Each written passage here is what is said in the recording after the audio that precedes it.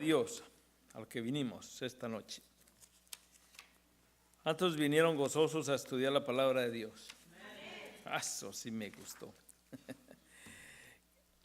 Cuando el Señor a veces pone en mi corazón que me inquieta con un tema, y yo digo, Señor, me gustaría estudiar de esto y compartirlo en la iglesia cuando me den oportunidad. Y empezamos, el Señor me puso en el corazón a estudiar las doctrinas de la cruz. Las doctrinas de la cruz es bien interesante, porque hablamos de la sustitución, de la regeneración, de la santificación, de la redención, de la regeneración, de la reconciliación y de la propiciación. Todas esas son las doctrinas de la cruz. Y yo me puse a mirar, y cada vez que yo leía y estudiaba más, yo dije, Señor, esto no lo voy a poder hacer en una noche. Dios quiera que me inviten más. ¿Sí? Bueno, yo soy de aquí de casa, pues que me den permiso de pararme acá. Entonces, hoy nomás vamos a tocar una de las doctrinas, pero tenemos que empezar desde el comienzo, desde el principio, para que nosotros sepamos y entendamos por qué llegamos a estudiar la doctrina de la cruz, o por qué llegamos a este punto, por qué la humanidad tuvo que llegar a este punto, por qué hubo necesidad de un sacrificio. Y el sacrificio más importante, el más valioso, el de nuestro Señor Cristo Jesús. Entonces tenemos que comenzar desde el principio. No se vayan a dormir, ¿ok? En el principio, entonces, ¿a qué libro tenemos que ir? A Génesis, en los primeros capítulos. Vamos a hablar de qué, de la creación del hombre. Las Escrituras nos enseñan, mire, si me pueden prender esta luz de acá, por favor, porque tengo lentes nuevos y como que todavía no. Eso, gracias. Dice, las Escrituras nos enseñan que el hombre no es un accidente, no es el resultado de la evolución de millones y millones y millones de años y una ranita y no sé qué cuento más. ¿Sí?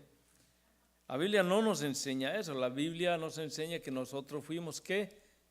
Creados. Somos criaturas de Dios, somos creación de Dios. Y lo más importante, hermanos, es que usted y yo tenemos un sello, ¿sí?, que dice hecho a mano. Y las cosas que son hechas a mano son más valiosas, ¿cierto?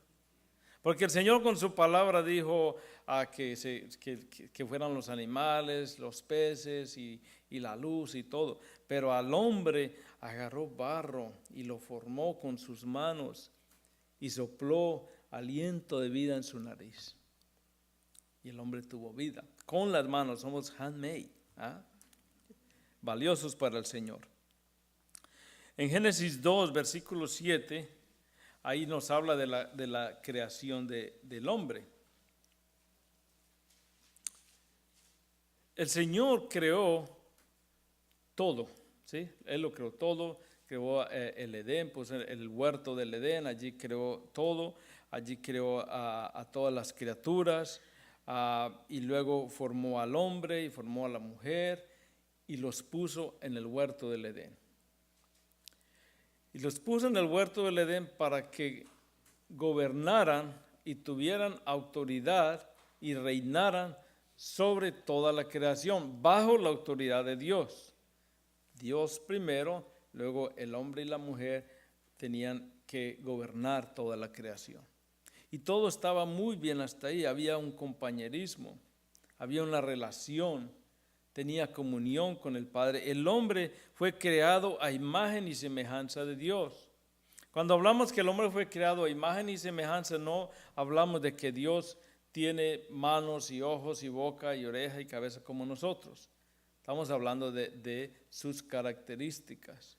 Nosotros podemos pensar, podemos racionar, tenemos sentimientos. Somos hijos de Dios, somos hechos a imagen de Él. Así es el Señor. El Señor tiene atributos. Los atributos de Dios, hay dos formas o varias que se pueden estudiar, pero hay dos formas en que nosotros podemos analizar o estudiar los atributos de Dios, los comunicables y los no comunicables. Los comunicables son aquellos que Él comparte con nosotros. Nosotros tenemos amor, Dios es amor, nosotros tenemos amor, comparte con nosotros. Aunque nosotros nunca podríamos amar como Dios ama. Dios es inteligente, nosotros somos inteligentes, aunque nunca vamos a poder tener la inteligencia que Dios tiene. Nunca vamos a alcanzar a tener el conocimiento que Dios tiene, porque Dios es ¿qué? Es omnisciente, Él todo lo sabe, nosotros no lo sabemos. Yo no sé qué están pensando ustedes, Dios sí sabe. De los que son no comunicables, los atributos no comunicables, entonces tenemos, por ejemplo, la omnipresencia. Dios está en todas partes, nosotros no. Yo quisiera estar aquí y estar con mi mamá en Colombia, ¿sí? Estar donde están mis hijos para ponerles cuidado, ¿sí? Pero no, nosotros no tenemos ese atributo, es solamente de Dios. Entonces nosotros fuimos creados a imagen de Dios. Dios hizo la creación, colocó a Adán y Eva allí en el huerto del Edén y los colocó para que reinaran sobre la creación. Entonces luego, ¿qué encontramos nosotros? Que todo iba tan bonito, todo iba tan bien, había una armonía entre Dios y el hombre. Y viene la caída de Adán. ¿Quién entró en la escena aquí? Satanás. Satanás entró en escena. Cuando el Señor puso a Adán y Eva en el huerto, Él les dio una orden y les dio una advertencia. O les dio una prohibición y les dio una advertencia. Les dijo, de todo árbol pueden comer, pero del árbol de la ciencia del bien y del mal no comerán. ¿Eso era qué? Eso era una advertencia. ¿Sí? No, perdón, era una orden. Pero les da la advertencia. Dice, porque el día que comieres, ciertamente ¿qué? Morirás. Se lo advirtió, les dijo, les dio la prohibición y les dijo qué pasaba si comían de él. Y entra en acción, en la escena, Satanás, en forma de serpiente, y engaña a Eva. Uno de los nombres de Satanás en la palabra es el ¿qué? El engañador. Él es el engañador, el padre mentira, la serpiente antigua, el diablo, todos esos nombres tiene. Y le engaña, haciendo que ellos ¿qué? Desobedezcan. Cuando desobedecen, ¿qué pasó? Hay pecado. El pecado es transgresión, es violar las leyes de Dios. Hasta ese momento, el hombre que había sido creado a imagen de Dios, que era justo, que era bueno, hasta ese momento estaba todo bien, pero cuando entra el pecado, ya todo cambia. A partir de ahí, el hombre ya es una tendencia hacia lo malo, una disposición hacia la maldad, hacia lo hostil, hacia lo diabólico, pero rechaza todo lo que es bondad, todo lo que viene de Dios, todos sus mandatos, todos sus mandamientos. El hombre de por sí lo rechaza. Es algo que con la caída de Adán entró al mundo. Ahora, como Adán estaba representándonos a nosotros allí en el huerto, nosotros también, toda la humanidad estaba siendo representada en Adán, por lo cual ya dice en Romanos, por cuanto todos pecaron y están destituidos ¿de qué? De la gloria de Dios. Y podemos decir, bueno, pero yo no escogí a Adán, yo no escogí que Adán me representara a mí. Yo apenas nací, yo no tengo la culpa. Pero es igual, yo creo que una vez les explicaba, igual como cuando votamos por un presidente, y ese presidente es el representante de una nación, las leyes, lo que él haga, lo que él apruebe, lo que él hable fuera del país y diga, bueno, esto es lo que mi país decide, ahí caemos nosotros. Así nosotros no hayamos votado por él. Entonces, el pecado de Adán, el Señor lo imputó, o sea, no lo atribuyó a nosotros también. Entonces, toda la humanidad, ¿sí?, cayó en pecado por la culpa de Adán. Estas lecciones, hermano, que me ayudaron a mí para ir formando este bosquejo, es parte de un estudio que el año pasado dimos.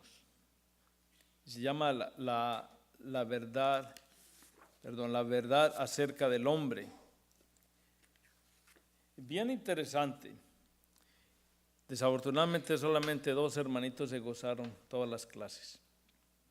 Pero es bien importante saber y estudiar, porque cuando usted habla con una persona y le habla del Señor y le presenta la palabra, el evangelio, y lo confronta, ¿y qué dice la persona? No, yo soy bueno, yo no le hago mal a nadie, yo no le hago daño a nadie, yo no mato, yo no robo. Son las únicas cosas que piensan, porque se comparan con otros más malos que él. Pero si nosotros nos comparamos con Jesús, que es el estándar de Dios, quedamos bien mal. Ni para qué le buscamos. Entonces, estos estudios, cuando usted estudia todo esto, lo prepara para cuando usted llegue a hablar con estas personas, mostrarle con la palabra de Dios, que la palabra de Dios dice que no hay ni uno bueno, ni uno solo bueno. Con la caída del hombre viene la muerte espiritual. Apartado de Dios, ya no hay relación con Dios. Y la muerte espiritual y la inhabilidad moral trae al hombre en una condición donde él no puede buscar de Dios. Ahora, si dijéramos, ok, el hombre no tiene las fuerzas, no tiene la capacidad de buscar de Dios. O sea, el hombre no tiene la capacidad. Entonces nos haríamos la otra pregunta, ¿por qué entonces Dios lo culpa? Pero el hombre sí tiene la capacidad. El hombre sí puede, pero no quiere. Las personas aman más el pecado. Yo he conocido personas que yo le he presentado la palabra y hacen un cambio radical. Al otro día botaron todos los cassettes o CDs que tenían de música mundana, cambiaron un montón de cosas en su computadora, cambiaron lo que tenían grabado, las emisoras en su carro. Vean, tremendo. Y hay otros que no, que nos cuesta y seguimos y le preguntan, ¿y usted es cristiano? Estoy tratando. ¿Eh? Les cuesta, ¿por qué? Porque amamos el pecado, no queremos soltarlo. Y esa es la condición del hombre. El hombre muerto espiritualmente tiene esa inhabilidad, tiene esa incapacidad porque no quiere dejar el pecado. Entonces vamos mirando cómo todo se va formando, cómo el Señor creó algo bueno, pero Satanás vino y lo dañó. Ahora, todo esto es con un propósito, a donde vamos a llegar a la cruz, para la gloria y la honra del Señor. Él permitió todas estas cosas. Y podíamos hacernos un montón de preguntas que el tiempo no nos alcanza para responderla, pero la palabra la tiene. La palabra la tiene y en el estudio todas esas preguntas se resuelven. Gracias a Dios y gracias a la palabra que nos puede guiar. Entonces vamos a seguir avanzando. Toda la humanidad representada en Adán es ¿qué? Culpable. A partir de ahí todos los que nacen ¿en qué? En pecado. Y podemos verlo hasta en los niños. Ustedes ven los niños, los rebeldes que son, o que somos. Bueno, mi mamá dice que yo no era rebelde. Pregúntenle a mi mamá, pregúntenle. Pero usted puede mirar como un niño, si usted no le da algo, llora, o cuando están en la cuna, ¿cómo saben? Bueno, yo creo que el hermano sabe. ¿Sí? Lloran para que vengan y los agarren y los levanten. Manipuladores. Yo pensaba o estaba de acuerdo con los filósofos que decían, el hombre nace bueno y la sociedad lo corrompe. Eso es falso. El hombre nace malo. Estuve mirando unos videos el otro día, cuando después de Valentine, no sé si alguien los ha visto, después de Valentine, de Halloween, después de Halloween le esconden los dulces a los niños y le dicen los papás, me los comí anoche todos. Usted viera la reacción de esos niños. Me dio tristeza porque los hacen decir malas palabras, odian a los padres. I hate you, dice. Lloran y quieren matar. Si tuviera una pistola, matarían. De todos esos niños, solamente 2 lloraron y se dieron la espalda. Nada más dijeron, ok, daddy, y se voltearon. Y mi hijo dice, le voy a hacer esto a la niña. Yo, no le haga, es provocarlos a ira. Y ahí puede uno ver cuánta maldad hay encerrada en nosotros. ¿Por causa de qué? Del pecado, por causa de Adán. Las Escrituras afirman 3 muy importantes verdades acerca de la caída de Adán y sus consecuencias devastadoras para toda la humanidad. Aparte de estas verdades, es imposible explicar la corrupción moral de la humanidad y la presencia universal de la maldad en un mundo que fue creado bueno. Y aquí están las 3 verdades. Dios hizo a Adán el representante o cabeza de la raza humana. Él era nuestro representante. Él lo hizo. Porque Él es ¿qué? Él es soberano. Como cabeza, Adán actuó en nombre o de parte de la humanidad, de toda la humanidad. Y las consecuencias de sus acciones nos afectan ¿a quién? A todos nosotros. Porque Él era ¿qué? La cabeza. 2. Dios imputó el pecado de Adán a todos los hombres. Las palabras imputar e imputación provienen del verbo latino imputarse, que significa considerar, contar, atribuir o cargar a la cuenta de uno. Entonces, con respecto a la caída, significa que Dios cargó el pecado de Adán a la cuenta de todos los hombres. Dios considera y trata a todos los hombres desde su nacimiento como pecadores por causa del pecado de Adán. Todos los hombres llevan la culpa y la pena del pecado de Adán. Por eso, más adelante vamos a ver por qué tuvo que ser un nacimiento virginal en la forma como el Señor lo hizo. 3. Dios entregó a todos los hombres a la corrupción moral. La pena del pecado de Adán no solamente fue la muerte, sino también la corrupción moral. Él cayó de su estado original de justicia. Cuando él fue creado, fue hecho a semejanza de Dios, justo, y llegó a ser una criatura moralmente corrupta. Cada uno de los descendientes de Adán nace en el mismo estado moral, inclinado a la maldad, en enemistad con Dios y hostil a la santidad y a la justicia. Es hostil, es enemigo de Dios. Por eso las personas que se creen buenas no conocen estas verdades, no conocen que son enemigos de Dios. Por la comparación que ellos hacen, se comparan con algo más malo, más malos que ellos.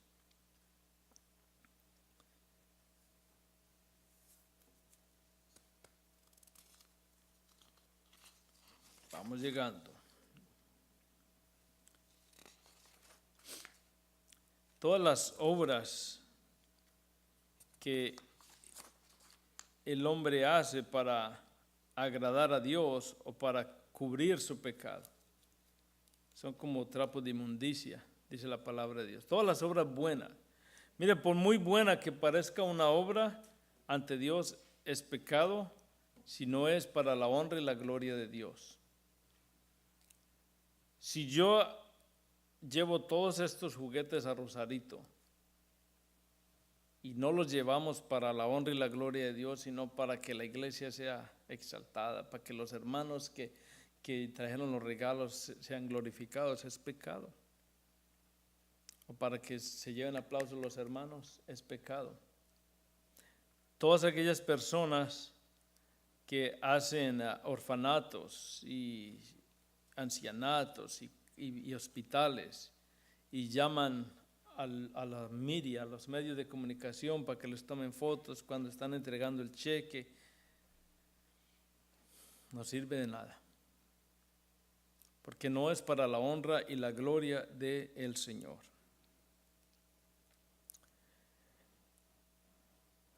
Al escuchar la doctrina de la inhabilidad moral, uno quizás preguntará, ¿cómo puede el hombre ser responsable ante Dios si no puede o no es capaz de obedecer los mandamientos de Dios?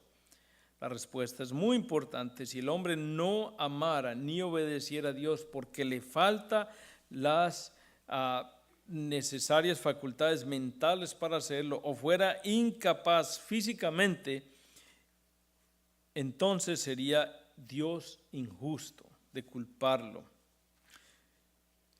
Él sería una víctima, pero ese no es el caso. Dice, la inhabilidad del hombre es moral y brota de la hostilidad hacia Dios, porque el hombre es hostil hacia Dios, no quiere las cosas de Dios,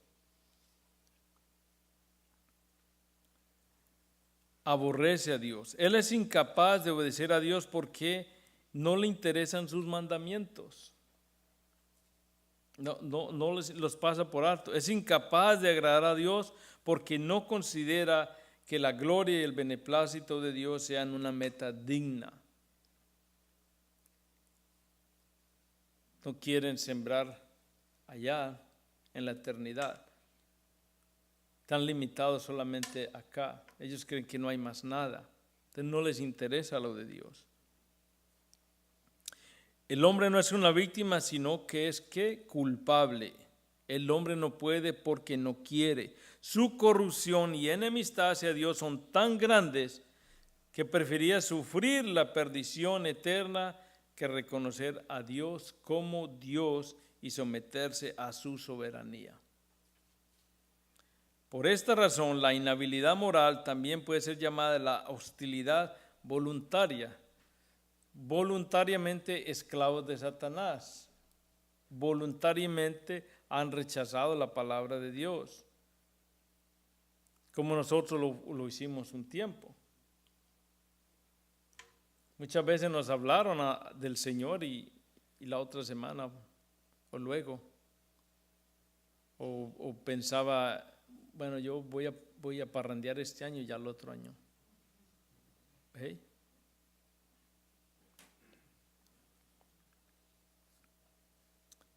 Por esta razón, la inhabilidad moral también puede ser llamada hostilidad voluntaria y nos muestran un ejemplo que hay, no lo busquen ahorita, pero si quieren anótelo, Génesis 37:4, pero le voy a explicar lo que pasaba.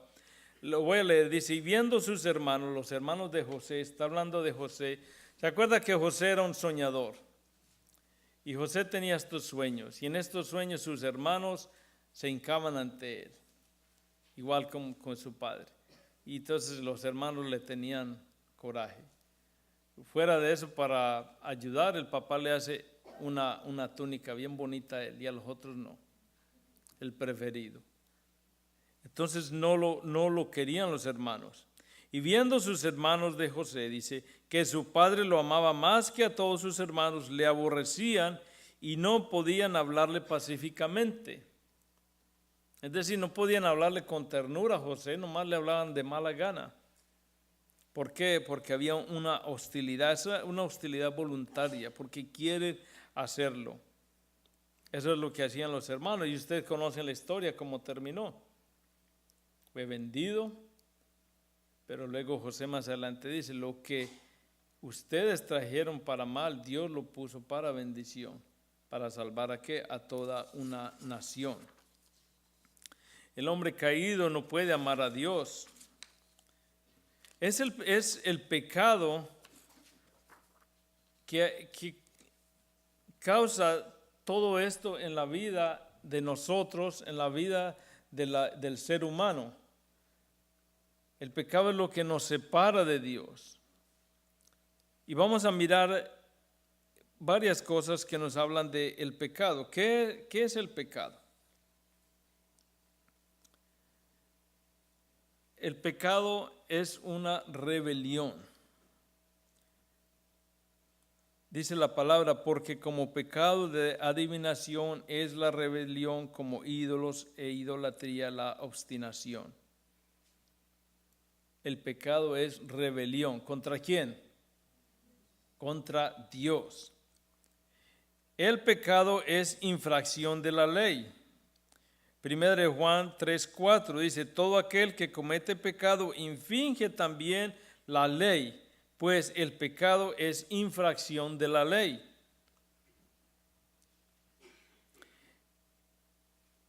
El pecado es no dar en el blanco. Proverbio 19:2 leemos, aquel que se apresura con los pies peca. Literalmente es chatá, dice, pierde el camino. O sea, el pecado es errar en el blanco, es no dar en el blanco. Esta es mi meta. Cuando yo voy hacia acá, allá está Dios, aquí está Cristo Jesús, pero yo voy hacia este lado. Aparto mi mirada de Dios y no voy a dar en el blanco. El pecado es siempre contra Dios. ¿Se acuerdan ustedes de David? Cuando David fue confrontado por el profeta y le hizo ver que él era el pecador, que él era el que había matado, había tomado la mujer de Urías y lo había matado a él, había cometido asesinato, ¿sí?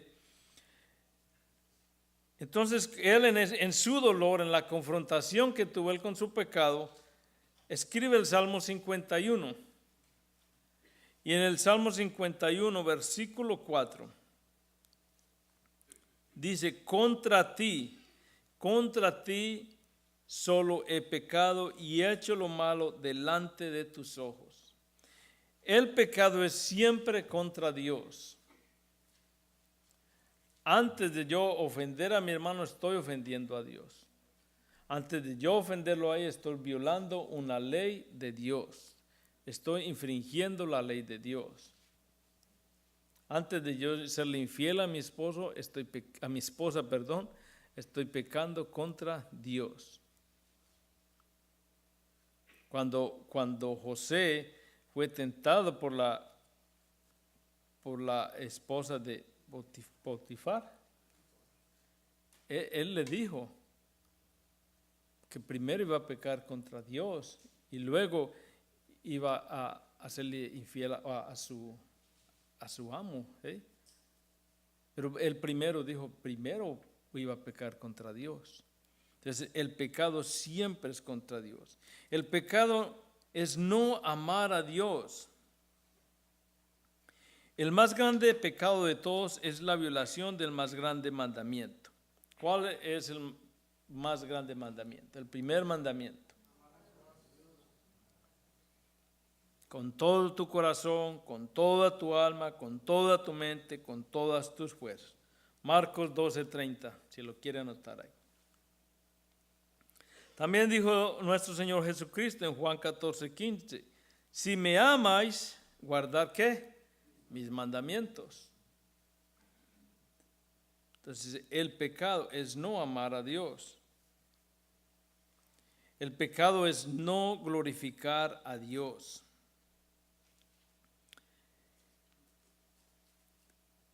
Mira, hay personas que andan buscando el propósito de la vida. ¿Para qué fui creado? ¿Para qué estoy en este mundo? ¿A dónde me dirijo? Y se van a la India a encontrarse consigo mismo. Van a encontrarse con el diablo allá. ¿Okay? Y las escrituras nos enseñan que el hombre fue creado ¿para qué? Para la gloria de Dios. Para honrar, para glorificar y para hacer la voluntad de Dios. Para eso fuimos creados nosotros. Entonces, cuando nosotros hacemos cosas que no alaban, que no glorifican al Señor, estamos pecando, porque el pecado es ¿qué? Es no glorificar a Dios. Las Escrituras declaran que el hombre fue creado para la gloria de Dios y que debe hacer todo lo que hace, aun las tareas más mínimas de comer y beber, para la gloria de Dios. 1 Corintios 10:31.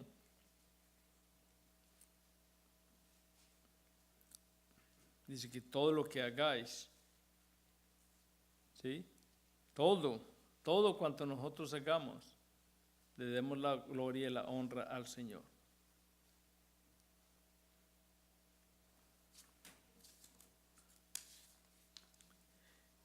El pecado es traspasar el límite. La palabra transgresión se traduce en la palabra hebrea avar, que significa cruzar, pasar o traspasar. Y en el griego tiene el mismo significado, que es parabaino, que también significa traspasar, pasar más allá o por encima de algo. Mateo 15, versículos 2 y 3, ahí encuentro un ejemplo de cómo se usa esa palabra para vino, que significa ¿qué? Pasar, traspasar, cruzar. Los fariseos preguntaron a Jesús, ¿por qué tus discípulos quebrantan? Ahí usa la palabra parabaino, traspasar o pasar por encima. ¿Por qué tus discípulos parabaino la tradición de los ancianos? ¿Por qué transgrede, por qué quebranta la tradición de los ancianos? ¿Por qué no se lavan las manos cuando comen pan? Y Jesús les contestó de la misma forma. ¿Por qué también, con otra pregunta, por qué también vosotros quebrantáis? Ahí volvió a usar la palabra parabaino. ¿Por qué vosotros quebrantáis el mandamiento de Dios por vuestra ¿qué? Tradición? Los judíos ponían la tradición por encima de ¿qué? De la ley de Dios. Entonces, el pecado es traspasar el límite. Dios puso un límite de las cosas que nosotros debemos hacer, que podemos hacer. Pablo dice, todo me es lícito, mas no todo me conviene. Hay un límite para nosotros. Hay cosas que otros hacen que nosotros no podemos hacer, porque si las hacemos vamos a ¿qué? A transgredir la ley, vamos a traspasarla. Entonces, toda esta situación de pecado fue llevando a que el Señor estableciera los sacrificios para que el hombre fuera limpiado de sus pecados. Y había sacrificios y depende de la falta, pues se llevaba un novillo o un corderito, y si no había mucho dinero, una palomita. Pero allí había derramamiento de sangre, porque sin derramamiento de sangre no hay perdón de pecado. Y la persona que era culpable ponía su mano sobre ese animalito inocente y era degollado, y entonces la sangre, ese pecado era transmitido, y la sangre, había derramamiento de sangre y había perdón de pecados. Por un año, hasta el otro año que volviera otra vez con la misma. Entonces digo, casi igual como en la iglesia tradicional donde venía, o de donde vengo yo, no sé. Yo me confesaba casi cada 8 días y volvía. Por una semana me sentía bueno. No, como hasta los 2 días, y luego ya tengo que irme el domingo a confesar. Y apenas era lunes. ¿Sí? Todos estos sacrificios no eran perfectos. Ese animalito tenía que ser puro. ¿Se acuerda cuando el Señor Jesucristo vino y volteó las mesas de los cambistas, y eso se volvió puro negocio? Y ellos podían traer un animalito, y estos hombres que vienen ahí decían, no, ese animalito no está perfecto, tienes que comprar uno de acá, de los que tenemos, estos están perfectos, el tuyo no sirve. Entonces Yo llegaba ahí, traía pesos colombianos y me decía, no, pero con pesos colombianos no puedes pagar aquí. Tienes que ir que te los cambien por dólares. ¿Sí? Y yo llegaba ahí y me los vendían bien caros. Ahí estoy parafraseando, ¿ok? Así no dice la palabra. ¿Ok? Pero eso es lo que pasaba. Por eso el Señor se enojó, porque eso era puro negocio lo que estaban haciendo. Desde antes de la fundación del mundo, desde antes de los tiempos primeros, estaba el plan de redención establecido. Estaba ya planeado que Cristo Jesús fuera el Cordero inmolado, fuera el Cordero perfecto, el único que podía recibir toda la culpa de nosotros. ¿Se acuerda lo que le dije? Estaba el novillo y el hombre pecador ponía su mano, entonces los pecados eran transmitidos, ¿okay? a ese animalito. Ahorita vamos a ver entonces cuando Cristo Jesús muere en la cruz para poder hacer un sacrificio una vez y para siempre, porque Cristo Jesús solamente vino a morir una sola vez y resucitó, y cuando regresa en gloria. En la doctrina de la cruz, acuerda varios puntos que le mencioné al principio, solamente vamos a tocar uno, el de la sustitución. Segunda de Corintios 5, 21. Ya vimos cómo el hombre fue creado bueno, Satanás intervino, lo hizo pecar, y de ahí para acá fue la caída de la humanidad, por lo cual el hombre vive en pecado, muerto espiritualmente y con la inhabilidad moral para buscar de Dios. No hay ninguno bueno. Entonces se necesita un sacrificio perfecto y necesita esa muerte espiritual que tiene. Para poder llegar al Señor tiene que nacer de nuevo. El Señor mismo Jesucristo le dijo a Nicodemo, tienes que nacer de nuevo. Y este era un hombre religioso que conocía la palabra de Dios. Pero eso nos muestra que la religión no salva, ni hay que nacer de nuevo. Encontraron 2 Corintios 5, 21.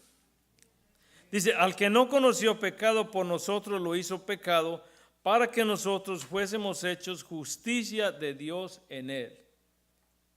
Al que no conoció pecado. Vamos a ver la definición de sustitución. Buscando, anoté 3. La primera dice, ocupar el lugar de otro. Hacer lo que no puede hacer por sí mismo. Segundo, dice que la vida sin pecado de Cristo es imputada al pecador. ¿Se acuerda? Transmitida o a la cuenta de. Entonces, que la vida sin pecado de Cristo es imputada en el pecador. En la cruz, Dios trató a Jesús como si viviera la vida nuestra. De modo que Dios pueda tratarlo a usted y a mí como si viviéramos la vida de Cristo. Ahora, esto es bien importante, hermano, que usted lo entienda, para que cuando usted venga el primer viernes y primer domingo del mes que tenemos la cena, usted lo haga con la mayor reverencia y teniendo absoluto conocimiento de lo que está haciendo, lo que significó esa muerte en ese madero, esa sangre derramada. Los jueves, después de la oración, nosotros también tenemos cena. Si usted quiere venir los jueves, oramos por 1:30 y luego 1 hora y algo, y luego compartimos la cena del Señor. Tengo otra definición aquí, y esta la quise copiar exactito, y es de Charles Spurgeon, dice, y lo abro comillas, dice, la gran doctrina, la más grande de todas, es esta: Dios, viendo a los hombres perdidos en razón de su pecado, ha tomado el pecado de ellos y se lo ha cargado a su Hijo unigénito, haciendo que aquel, Cristo Jesús, que no conocía pecado, fuera pecado por ellos, por nosotros. Como consecuencia de esta transferencia del pecado, el que cree en Cristo Jesús es hecho justo y recto. Sí, es hecho justicia de Dios en Cristo. Cristo fue hecho pecado a fin de que los pecadores pudieran ser justos. Esa es la doctrina de la sustitución de nuestro Señor Jesucristo a favor de los hombres culpables. Cierro comillas. Me pareció muy bonita esta definición. Muy verdadera. Al que no conoció pecado, por nosotros lo hizo pecado, para que nosotros fuésemos hechos justicia de Dios en él. Hay tres personas en este versículo, en esta obra de amor.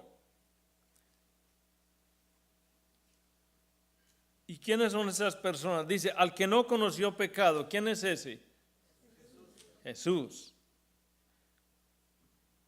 Por nosotros. ¿Quiénes son por nosotros? Nosotros, los pecadores, ¿cierto? Lo hizo pecado. ¿Quién lo hizo pecado? Dios. Entonces tenemos al Padre, al Hijo y al hombre pecador. Y vamos a mirar a estas tres personas. Dios. El Dios de la Biblia es soberano. Ahora digo yo el Dios de la Biblia, porque hay muchas personas que tienen dioses, otros dioses que no son bíblicos, que son a los que más le prestan atención. Adoran, idolatran otras cosas, pero no al Padre Celestial. Uno de los atributos de Dios es que Él es soberano. Por medio de este atributo sabemos que Dios tiene autoridad absoluta para hacer lo que le plazca. Él no tiene que rendirle cuentas a nadie. Vamos a Romanos 9, versículos 20 y 21.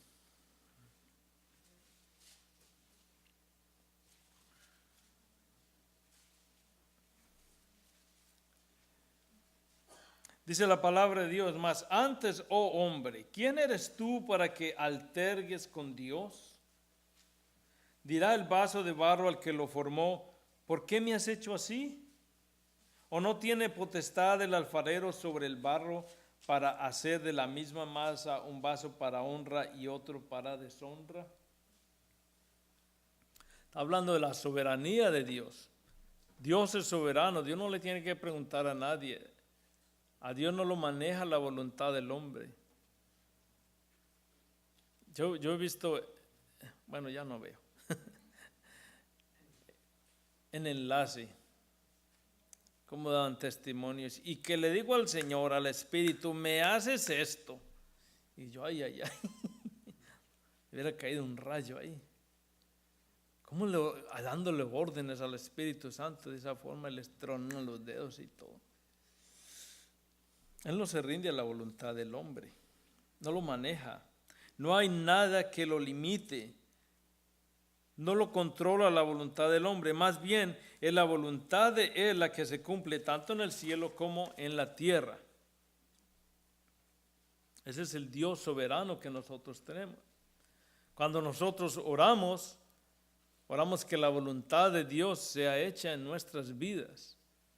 En la vida de las personas, de las hojitas que tenemos ahí, que primeramente se haga la voluntad de Dios en la vida de ellos, que los propósitos de Dios se cumplan en la vida de ellos. El Padre nuestro dice, hágase tu voluntad así en la tierra como en el cielo. Así como allá se hace, que también se haga en nuestras vidas. El Dios de la Biblia es justo. En su justicia Dios tiene que castigar y ser severo con el pecador porque transgrede, porque viola sus ordenanzas, estatutos y mandamientos. Porque es justo, porque es un juez justo. Este es un juez justo que nosotros no podemos sobornar. No podemos violar sus mandamientos y decretos y luego tratar de cubrirlo con cubrir nuestras faltas con nuestras buenas obras. Fallo, hago algo malo y luego lo quiero cubrir con una buena obra. Dando mercados, regalando mercados, dando una ofrenda. ¿Por qué? Porque me siento culpable de lo que hice. Esas obras buenas, dice la palabra, las cuales para el Señor son como trapo de inmundicia, por muy buenas que sean. La paga del pecado es muerte, dice en su palabra. Entonces ese juez justo tiene que castigar. Y nosotros estamos acostumbrados a Juan 3:16. Yo creo que todos nos lo sabemos de memoria. Juan 3:16 es. Y Dios es amor, y todos dicen que Dios es amor y no va a castigar, pero nosotros leemos, y me gustó porque me lo va a memorizar bien fácil, Salmo 5:5 y Salmo 11:5, el mismo número de versículo. Si usted busca el Salmo 5:5, dice, los insensatos no estarán delante de tus ojos, aborreces a todos los que hacen iniquidad. El Dios que es amor también aborrece.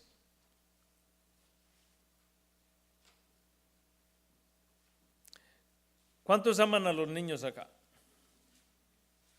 Poquitos, ok, bueno, está bien. Los que amamos a los niños tenemos que aborrecer y tenemos que odiar el aborto. ¿Correcto? ¿Amén?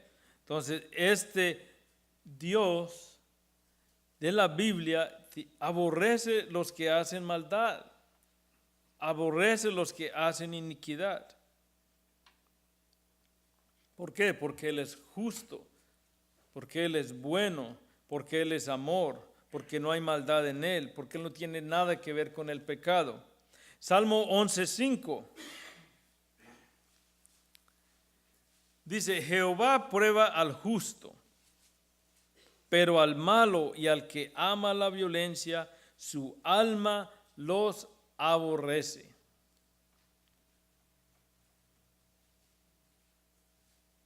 Entonces, este Dios de la Biblia es soberano, es justo, pero miren, hermano, el Dios de la Biblia es un Dios de gracia.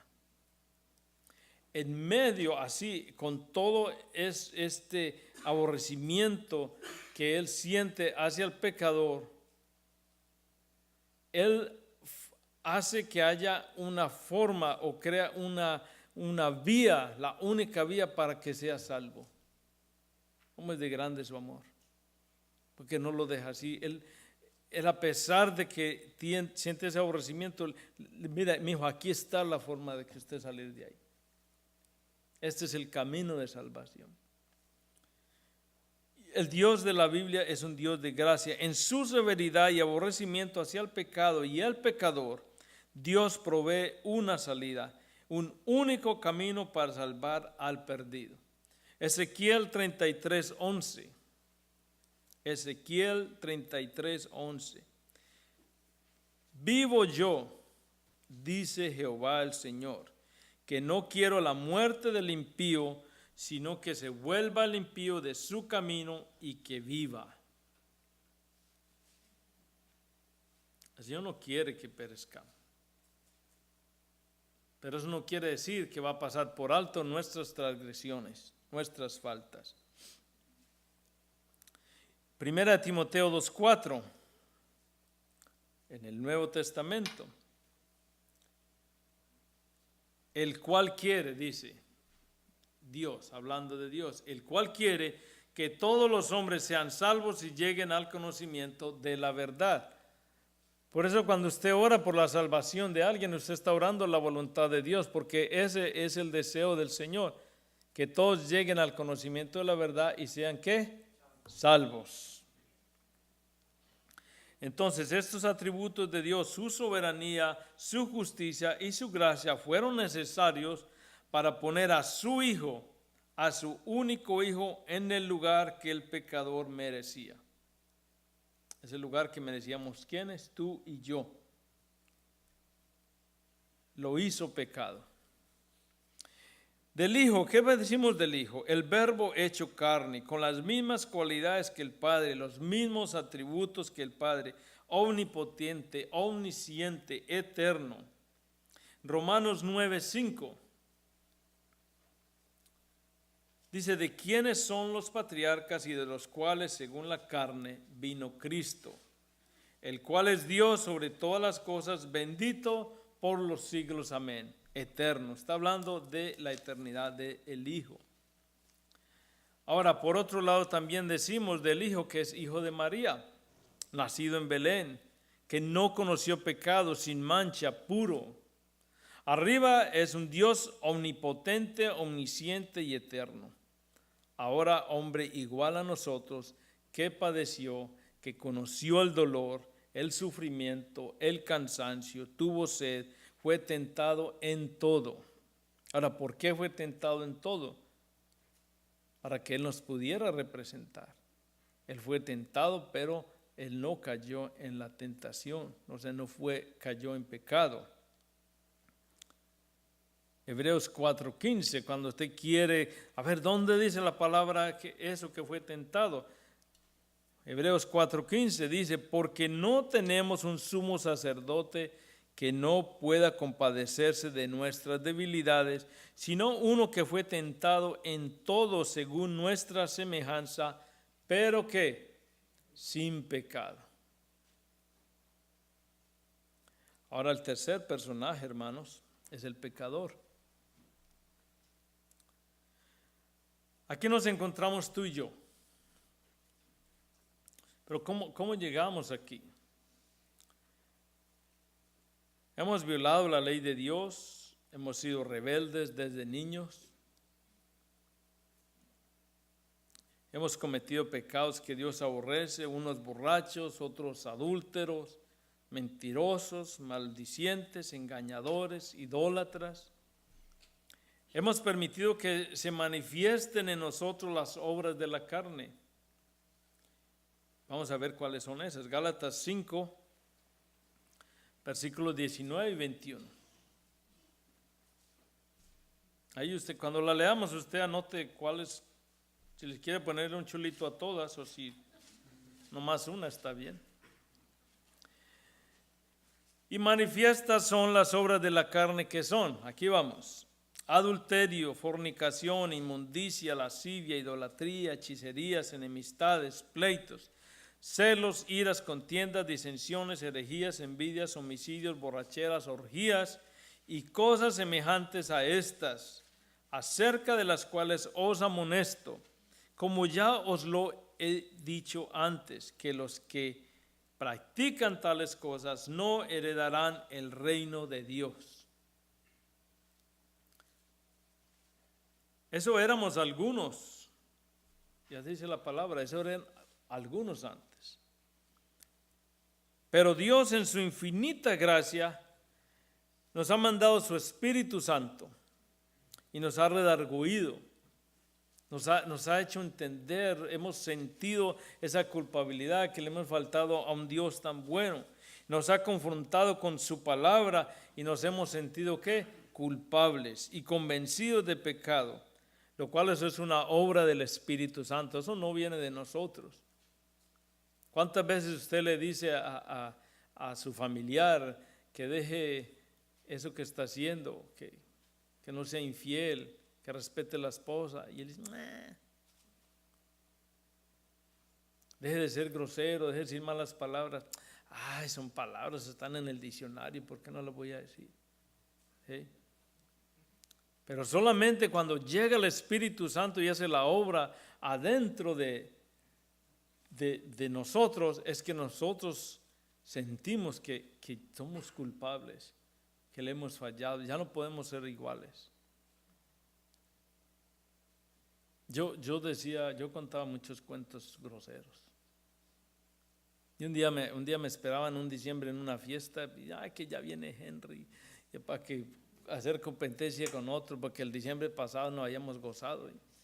Y dijo mi esposa, yo no creo ya. Ella había llegado primero. Cuando llegué, yo no pude. Yo dije, no puedo. Dije, no puedo. Creo que dije uno y eso ni me salió el chiste. Yo le dije, no puedo, es que ahorita los digo, pero pues ya son sanos, ¿sí? Todavía los hago reír, ¿sí? Pero eso es solamente la obra del Espíritu Santo en nosotros. Ahí llegamos nosotros, pero por la gracia de nuestro Señor Jesucristo, ¿sí? Que dice su palabra, porque por gracias sois salvos por medio de la fe. Y esto no de vosotros, pues es don de Dios. Eso viene de Dios. Para que nadie, ¿qué? Se gloríe, a que nadie se levante el cuello. Al que no conoció pecado, por nosotros lo hizo pecado para que nosotros fuésemos hechos justicia de Dios en él. Ahora nosotros hemos sido hechos justos. ¿Cómo pasó esto? Tenemos al juez acá. Tenemos la silla de los acusados. Ahí está sentado usted y yo. Estamos ahí. Y todas las evidencias apuntan hacia nosotros. Ahí está listo el juez para dar sentencia. Y fuera de eso, nos declaramos culpables. Porque el Espíritu Santo en nosotros, ¿sí?, nos redargulló, nos convictó de pecado. Entonces sí nos declaramos culpables, sí Señor, te falté, lo siento, perdóname y todo. Entonces el juez ya listo para dar la sentencia, me quita de esa silla y pone a su hijo. Y toda la culpa, todo el castigo que era para mí, se lo da al hijo, al que no cometió pecado. Él tomó todo el pecado de nosotros. Él tomó toda la culpa. Él se llevó todo el castigo. Y a nosotros nos puso un manto de justicia. Somos libres de pecado. Ahorita cuando el Señor nos mira a través de ¿quién? De Cristo Jesús. A través de Él es que Él ahora no mira el pecado en mí. Todas las evidencias fueron quitadas, desaparecieron. Pero para que yo pudiera llegar a estar allí y poder recibir esa justicia, yo tuve que haber creído en la obra de Cristo Jesús en la cruz. Es así como la sustitución funciona. Cuando yo confieso a Cristo Jesús como mi Señor y Salvador. Cuando yo creo en la obra de la cruz. Cuando yo considero esa sangre derramada en ese madero. Es ahí cuando la sustitución viene. Y yo soy perdonado. Y soy justificado. Luego, como le digo más adelante, si podemos, si me dejan, vamos a mirar las otras doctrinas. La regeneración, la santificación, la redención, la reconciliación, la propiciación. La doctrina de la cruz no es algo que se puede dejar a un lado. Tenemos que ser constantes en ella, estudiarla y reverenciarla y sobre todo la obra que Cristo hizo allí. Por eso es importante cuando usted venga a participar de la cena, hágalo con mucho respeto. Yo a veces miro, hermano, a mí me toca repartirla, a veces, ¿sí? Y uno ve la gente ahí hablando, saludándose, qué pecado. Otros que no saben ni por qué la tienen en la mano. pero que el Señor nos ayude a que seamos reverentes, hermano, por favor. Hey. Vamos a escuchar esta melodía otra vez y luego vamos a orar para despedirnos.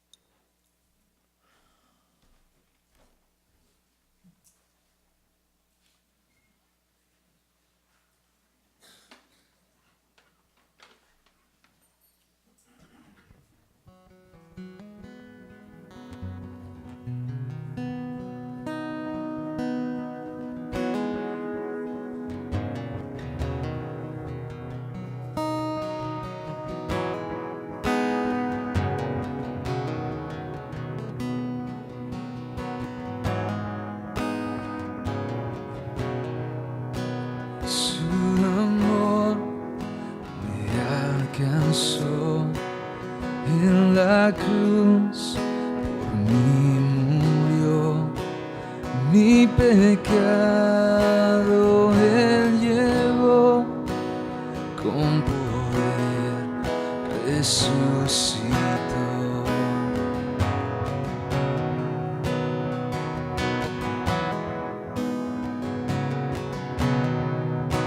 Sigue siendo siempre fiel, mi refugio, mi sostén.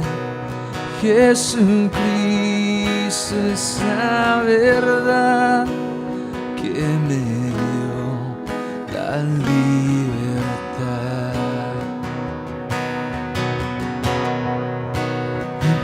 Poderoso, poderoso, me libraste, me salvaste.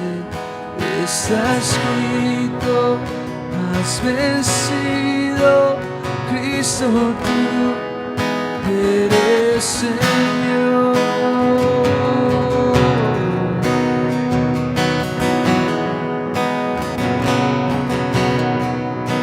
Sin principio, sin final, esperanza sin igual, y el perdido encontró en Jesús la salvación.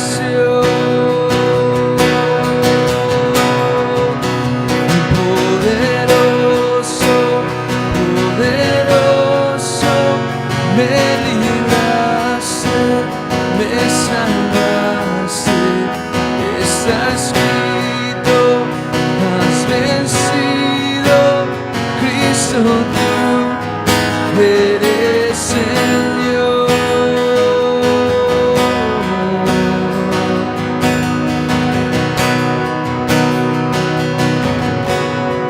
Si tú eres Señor,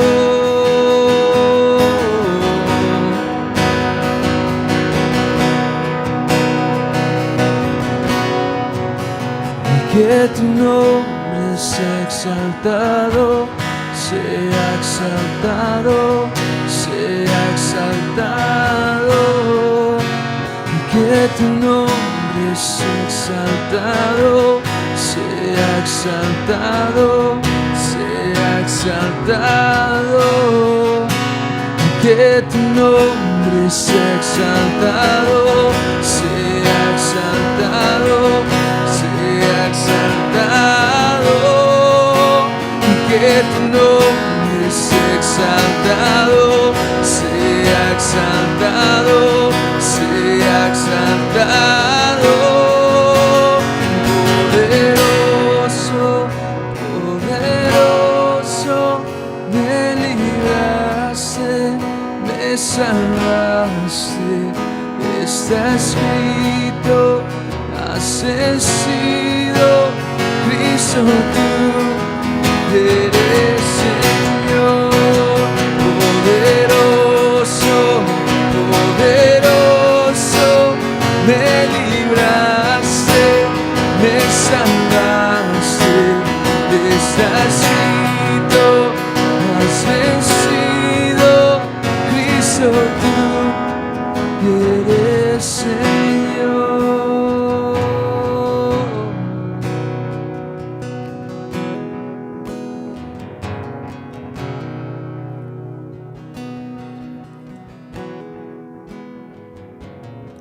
Señor, te damos gracias por la obra de la cruz.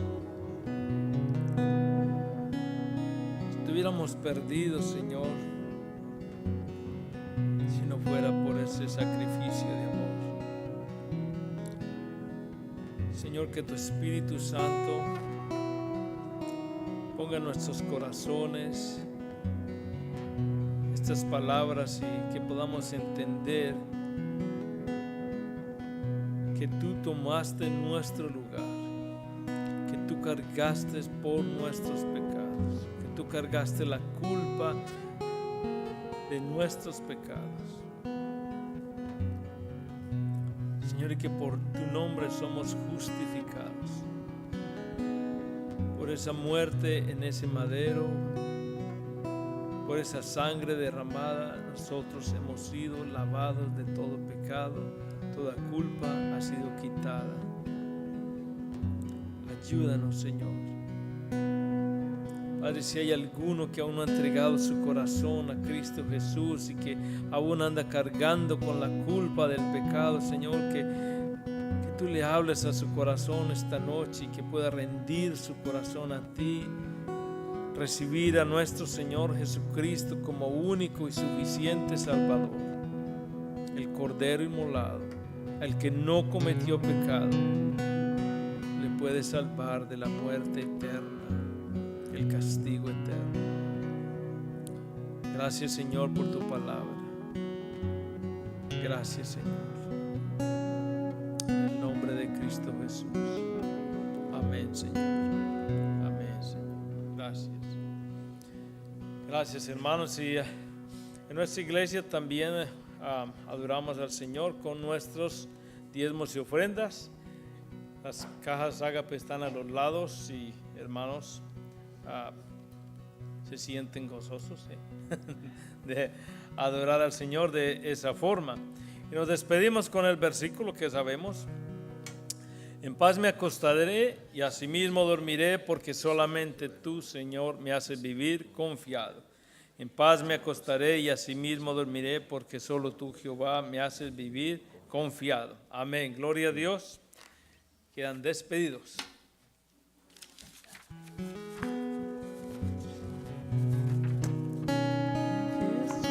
Brother.